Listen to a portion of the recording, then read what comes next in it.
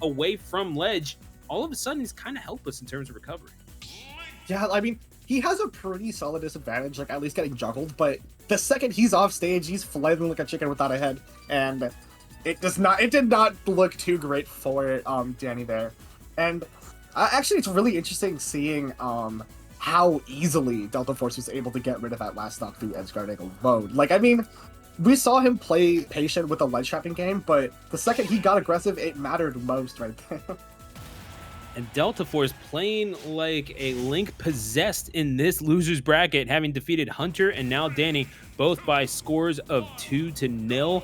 Now you have a shot at exacting revenge. Haven, the Corrin that took Deltaforce down to losers in the first place, again by a 2-0 score, pretty decisive, going to Hollow Bastion as he did in the first in those two games, I believe. Deltaforce did find a win condition there, but was not able to implement it. No way! And okay, oh my gosh, still, what an insane string there. Yeah, we almost saw a repeat of how game one ended, if you remember that. No splash screen on that either, just a chomp down on the head. And Deltaforce realizing, no, I have seen this movie before, but I have the script. I can use as much whiteout as I want, and I can make this ending work for me. Looks like it here. Deltaforce not making this game as even as before, but still staying alive here with that insane survivability like we saw previously. And I feel like now it's just going to come down to a war of attrition here. Deltaforce is going to have to find a way to at least add up a little bit percent chip damage and find a way to clean out this stock before Haven can do the same. And I feel like now it's going to be a little bit... Okay, yeah. I thought Up was going to kill there. I was a little bit scared. But forward tilt is going to do it there, 60%. Didn't get too much chip damage there, but still, I feel like it's definitely possible for Deltaforce to pick this back. Certainly possible, maybe not probable, just in terms of the statistics. But we can get to that later on. What you can see right now in terms of the stats is 3 stocks to 2. Currently, Haven is in the lead, and not really all too plussed about the ledge guarding tactics of Deltaforce, where, again, having trouble establishing that bomb in the winner's side set, eventually making its presence known here early on, but really, again, to what effect, Amber?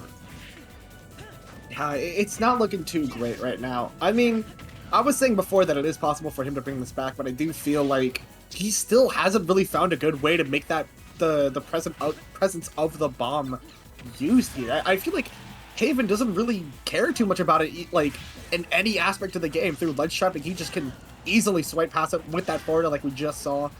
And right now, at advantage, the bomb isn't really a threat to him at all. Hell, now he's trying to use it on his own here. And Deltaforce not even opting for it anymore, just throwing it off stage, just trying to play a standard boxing game.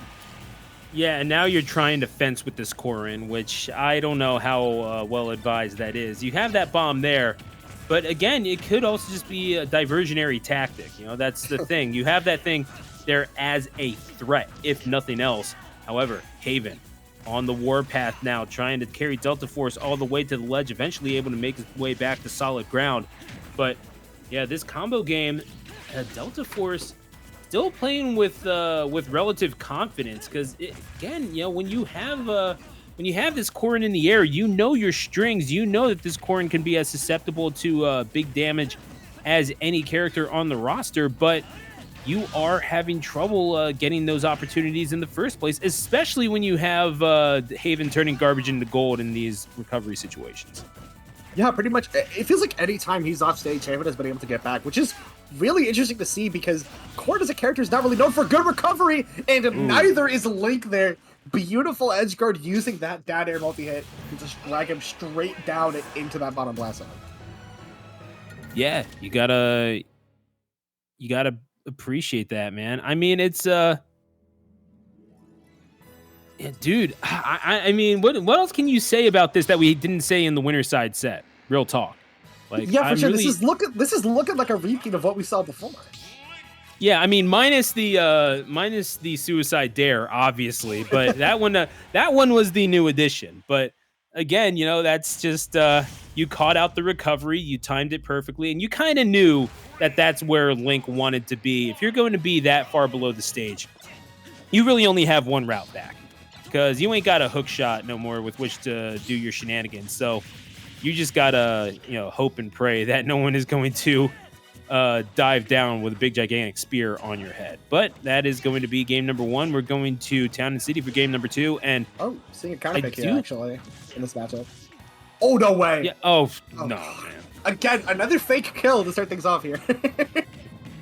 Yeah, no, I was scared too. Don't worry, but you're gonna get that back throw. Shenanigans with the platforms not quite going to come into play just yet, but the dash in, and again, needing to be wary of that pin. You are basically playing red light, green light with this Corrin, and it's a pretty deadly proposition here.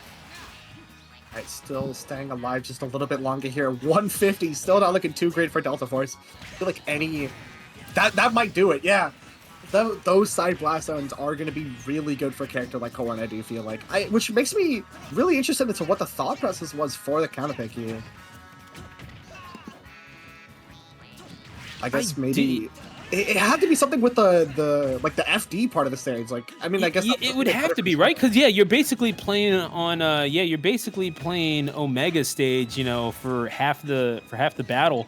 That has to factor into it. You need to be able to utilize those projectiles, and you know that you're having a hard time establishing them as a threat. They're just not really coming into play because they're all being neutralized by the range of of Corrin's sword. So how else are you going to do it? You stand far apart, you try to tack on that damage, and you make it known that, okay, I'm going to try to make this game a bullet hell, come hell or high water. And if you want to roll into me, eventually you get caught by that up B. But that feels like it comes part and parcel with playing on a stage like this. Yeah, it just kind of happens. You just have to accept it sometimes. But right now, Deltaforce trying to bring up the momentum a little bit, but I feel like Haven just using, or just playing the anti-approach game beautifully, which is really interesting to see in this matchup here. You'd think it would be Link doing that, but I do feel like these aerials make it so easy for Haven to just wall out any attempt at an approach from Deltaforce. Deltaforce, unfortunately, only 1 and 3 in loser's side against Haven. If Deltaforce is going to make this happen, then he's going to need that second victory right about now, and will need to do so in the form of a comeback. 2 stocks to 1 now, and Haven, I mean, yeah, you could say, look at this percentage and say that Deltaforce can even this up with a few swings of the sword.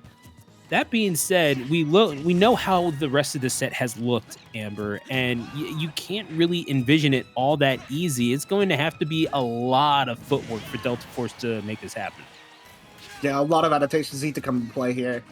It's not looking too great for Deltaforce right here. He has to keep that ledge trapping game on point. Like we saw earlier this game, almost got something crazy there with the jab block, but unfortunately a misinput down there. It's gonna make things a little bit harder to clean things out here. Oh, the return boomerang! No, he was gonna get something there, but just barely missed the finisher. And again, missing the finisher there with that narrow F tilt. You could see the disappointment in Deltaforce's face. That was the opportunity to really get something going. At the very least, hit a clip, right? But you got to think that Deltaforce has to sort of reset here. Again, you're talking about slowing the game down. We could very well be getting that slow matchup that you were alluding to, Amber, in this game 3. But Deltaforce may be realizing that this is just part of the win condition here. You cannot be going blade to blade. Yeah, Haven doing well to stall things out is going to get back to the stage via Angel platform, and it's going to be, again, it's whatever way you can to win advantage on this Link on relatively low health. I think you kind of take it if you're Haven. Yeah, it's almost looking like Currents here, but Deltaforce is not going out without a fight. And I feel like with Town and City and with this, with these small blast zones and with Rage slowly building up, it's looking more and more doable here, Stu. I feel like, oh, wait, this might actually be it. This might be the interaction he needs. Okay. Yeah, and this is what we were looking for, trying to establish the presence of those projectiles. Nothing quite yet for Deltaforce, but at least a foothold. Can you make your way up the mountain here? Gets the grab. Boomerang to the back. Gets the bomb set up. Looking for Z drops again. Not able to detonate. And is going to find the forward air eventually. Wow. It was a long swim against the flow of the river, but Deltaforce finding a way and ties it up at 1 and looks physically exhausted. And frankly, it looked physically exhausting, Amber. Yeah, that did not look the most pleasant to go through. All that work, and unfortunately, that's going to be Deltaforce clutching up the last possible moment there. Haven, realizing that this set might not be as easy as winter semis. Deltaforce finally locking in, and this set just got a whole lot more interesting. Yeah, I mean, it's again, you're talking about maybe a more methodical pace than Deltaforce is used to playing at, but this is just what you have. No matter what. So, what are you going to do in order to get this victory? You have to establish that, okay, I'm going to sit back just a little bit further, and I'm going to play lame. I mean, no shame in it, really. Lord knows there are characters that play lame in order to win, but oh my! well, I can tell you what you don't do to win. That's for sure. Also, sorry, Stu, your mic kind of messed up there for a second. Did it actually? Yeah, you sound like you're coming from an Xbox right now. Wait, hang on a second. Let me just go ahead and check that real fast. I think you might have unplugged your mic or something that's switching to something else. I did by accident. It was the dog walked over the cable. This is just what can we say? Yeah, I should not have let the dog into the broadcast booth here at Fusion. That's just my mistake. But hey, someone has to run the stream. So we're going into game number 3, Hollow Bastion, and we're getting Haven again establishing dominance over the stage. 3 stocks to 2 the count for the Corrin, and well known as a Wario, but taking up the blade as Corrin has paid dividends for Haven over the past couple of years. Yeah, oh my god, okay, that 4-throw bomb almost getting rid of that first stock there, and I feel like now, oh, there it is, you're finally making that, the presence of the bomb known there with that ledge trapping, and now, things are looking a lot better for this game 3, but now, Deltaforce has to find some way to get that momentum from game 2 that we saw before, and down to up are unfortunately going to be stifling any chance of momentum on the second stock, from coming out here. And now, Haven looking, well, like we saw in that winter semis here. Yeah, there you go. You're back. Welcome back. Really, really high. So I do apologize for blasting your ears out, but we're going to, then again, no apologies from Haven thus far. Certainly not for that back air, catching him above the stage on the left side and almost doing him in. Deltaforce hanging on at 112 on flat ground, but you need to make this happen now. You need to be damn near perfect. Haven is going to make sure this does not occur, not on his watch. Oh my god. 2-1 lead and really establish dominance here. Again, 3 victories out of 4 in loser side brackets for Haven, looking to make it a 4th here tonight, and well on the way, 2 games to 1 in favor of Haven. Oh my god, absolutely phenomenal gameplay there. Not even giving Deltaforce a chance to repeat what happened in that game 2. Immediately clutching things up there with a 2 stock, and now just 1 game away from getting that repeat chance against Samba. We're sorry, our ice cream machine is down. We apologize. Yeah, no, I do kind of wish, as long as I was sounding like a helicopter pilot, I might as well have taken advantage of that, just go ahead. Yeah. I really should be paying attention to the match. We're going to Town and City again for game number 3 and game number 4, excuse me. Deltaforce, you'd think I'd get the number of games right. Deltaforce winning on this stage and doing quite well, but again, we recall the relatively slowed down pace with which Deltaforce had to do it, and it was an absolute grind. You know that if this is going fast, it's because it's Haven utilizing the range that sword gives him. Deltaforce is going to need something special here, and by special, I mean perhaps people to watch. Hey, you know what? It's fine. No matter how you do it, a win is a win, and regardless of how long it takes, regardless of how much our throats hurt at the very end of the day, from the constant talking for 7 minutes straight, Deltaforce has to do something like that to cement this set to a game 5. Yeah, no. If I could give y'all a tip, chamomile tea and coconut oil. It doesn't taste good at all, but you are basically ready to sing opera by the time you're done with it. So, yeah, and that's how I get around that. Look, we clearly have the time to discuss it, so let's just go That's ahead true. and dump all the secrets. For the record, I have a very nice Earl Grey in front of me. 2 stocks to 2 now.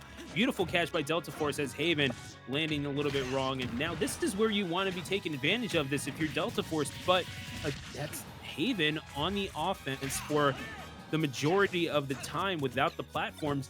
And now Deltaforce is having to reckon with a Corrin with a little bit of a vertical presence can sort of stall this out and take their time. And it's Deltaforce that needs to bring the game to Haven, not the other way around.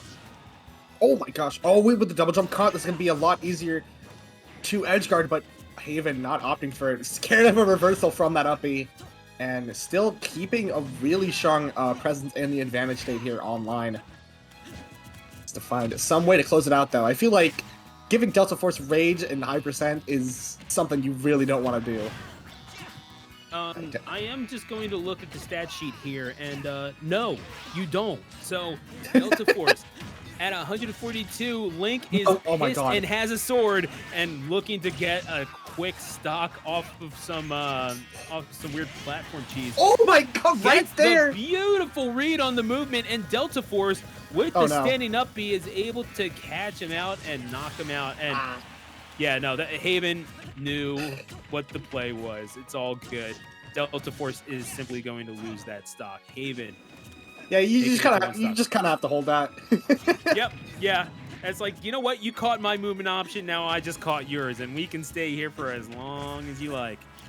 You wanna draw this game out? I can do it too, buddy. Oh my god, this might be a game 5 here. Deltaforce bringing things back extremely well here. Oh, the platform coming out of nowhere to save Haven's life there right when he needed it most. Oh. I thought something crazy was going to happen with that return boomerang. I'm not even going to lie.